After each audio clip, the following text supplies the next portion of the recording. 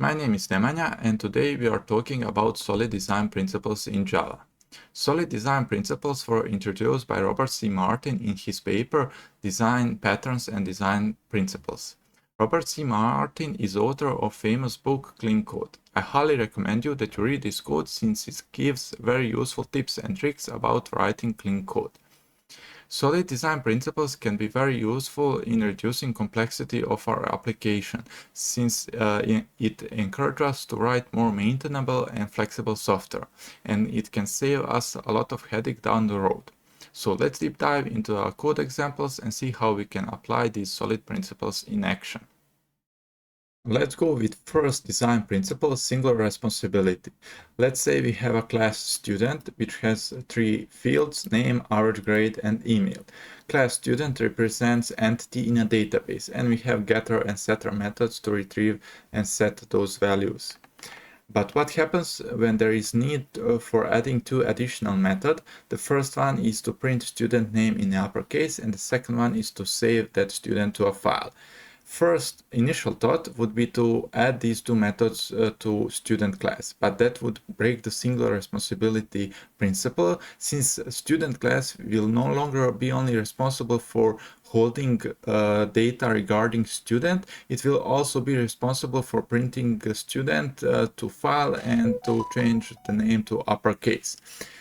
The better approach would be to remove these two methods from the student class and then to create completely new class called student printer, which will only involve which will only do printing student name in uppercase and saving the student to a file.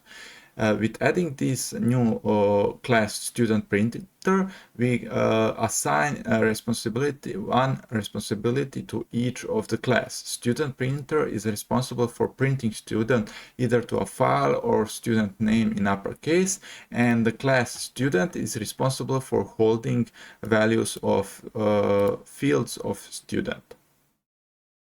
Second principle is open-close principle. Open-close principle says that classes should be open for extension and closed for modification. What does that mean? So let's say we have a class notification and it has a method send notification which can send a notification to separate medium, let's say email and SMS. But what happens when further down the road there is a necessity to create one more medium for sending notification, let's say via WhatsApp? So in that case, we would need to modify this method to say if WhatsApp equals, and we are modifying our class, which is not good. We are breaking open-close principle. The better approach is to create abstract class, let's say notification, and it has one abstract method send, and then for each individual medium we create separate class. So for email we create email notification, which extends notification and overrides the send method, and also for SMS notification. And when we need to add new type of notification, new medium to send notification via, we just add new class, let's say WhatsApp notification, that extends that class notification and overrides the send method. With this approach, we are not modifying the initial notification class, but we are extending it, and thus we are fulfilling the open-close principle. Third principle is Liskov Substitution. It says that each object of superclass should be replaceable by object of subclass without breaking the application. So let's say we have two classes, a rectangle that has width and height and setters for those fields, and also getArea, which calculates the area of that rectangle. Also, we have a square which extends a rectangle and it has set width and height, and since square has both sides equal, it assigns in both setters the same value. And now if we instantiate or create new object of type square and assign it to a rectangle, and we call these two methods to set width to 5 and set height to 10, when we execute the application, the expected area is 50, but the actual area that we get is 100. So we cannot replace the superclass with subclass. So what should we do?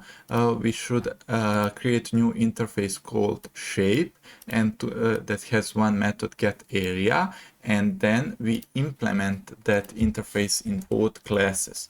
So we implement shape, and then we override the getArea method, and also in square we implement that interface shape. We override the getArea method that will return side times side, and also we don't need this anymore, we need this, and also we need setter for side. Okay, and the correction of this part of code and to apply Liskov substitution is to have like this. So we are missing constructor here.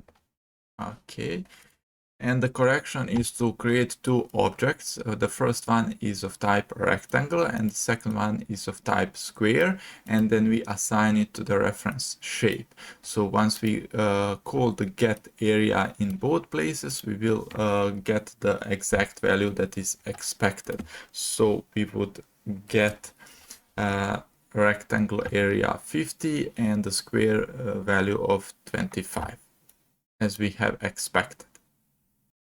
Fourth principle is interface segregation.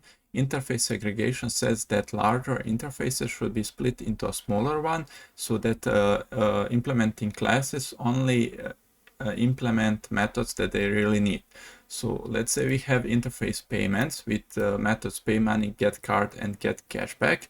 Immediately we can say that get cashback as a credit balance most likely wouldn't be supported at all of the payments. So if we go to the cashback payment, it implements all the three methods and do some stuff in it, but regular payment don't support cashback. So in this method it throws unsupported operation exception, which is not good. It's much better to do something like this, to comment these methods out and to move them to a separate interface. That way, when we need regular payment, we just implement interface payment without a cashback, and then there is no further need for cashback method.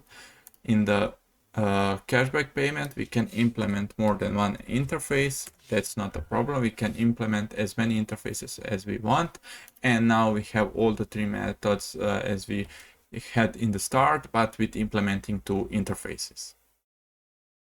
The final design principle is dependency inversion. Dependency inversion states that we must use abstraction instead of concrete implementation. High-level modules should not depend on low-level modules. Instead, they should all depend on abstraction.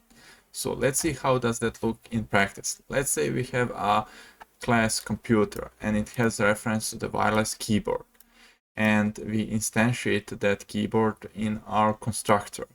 What happens when this constructor of a keyboard changes? So if we add some field and we add constructor to it, we no longer have a default constructor, and thus we need to update also the computer class, which is not a good approach. Also, what happens when instead of wireless keyboard we add new class Bluetooth keyboard or something like that? So solution for that kind of issue is to use abstraction instead of concrete implementation. So instead of using wireless keyboard, you should use keyboard and then pass it as a parameter to the computer. This way we don't depend on the concrete implementation of the class. What are your thoughts about solid design principles? Are they any good? Do you find them useful? Have you used them already? Leave your thoughts in the comment below, and don't forget to like, share and subscribe if you would like to see more videos like this.